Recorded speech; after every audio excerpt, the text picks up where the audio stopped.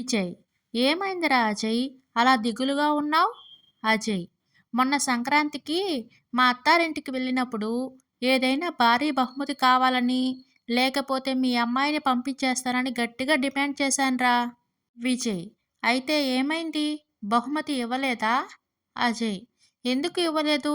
పాత రుబ్బు రోలర్ పంపించారు. దానిని ఏం చేయాలో తెలియట్లేదురా. డాక్టర్. ఏం జరిగిందమ్మా? ఈయనకి ఇంతలా దెబ్బలు తగిలాయి? సరోజ. రాత్రి ఇంటికి వచ్చినప్పుడు బయట బిర్యానీ తిని వచ్చాను అన్నారు. ఎక్కడ తిన్నారు అని అడిగితే సెకండ్ వైఫ్ దగ్గర అన్నారు. అంతే. అది రెస్టారెంట్ అని తెలియక కాస్త తొందరపడ్డాను. పిచ్చగాడు. అమ్మా, ఏమైనా పెట్టండమ్మా, భోజనం చేసి వారమైంది. కాంతం. అయ్యగారు లేరయ్యా, నీకు వంట చేయడం వస్తే చెప్పు, నాకు వండి పెట్టి నువ్వు కాస్త తిందువు గాని. పిచ్చగాడు. ఆ పని చేయలేకే కదమ్మా నాలుగిళ్లల్లో అడుక్కుని ఇంటికి తీసుకెళ్తున్నాను. చందు.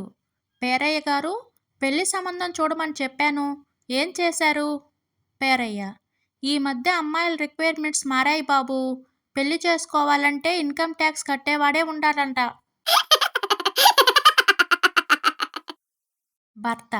ఏమోయ్, నువ్వు నిద్రపోతున్నప్పుడు ఆకలి వేసి భోజనం పెట్టుకున్నా, కర్రీ కనిపించకపోతే చట్నీ వేసుకుని తిన్నాను. కానీ దానిలో ఉప్పు కారం వేడి మర్చిపోయినట్టున్నావు. భార్య. అయ్యో, అది చట్నీ కాదండి, గోరింటాకు. మహిళ మెడలో మంగళసూత్రం కాజేసిన దొంగకి 3 ఏళ్లు శిక్ష విధించిన కోర్టు అని పేపర్లో వార్త చదువుతూ నిట్టూర్చింది కవిత. ఆ మాట విని తాళిబొట్టు కాజేసిన వాడికి 3 ఏళ్లు, ఆ తాళి కట్టిన వాడికి జీవితాంత శిక్ష అని మనసులో భారంగా నిట్టూర్చాడు సుందరం. వెంగలప్ప.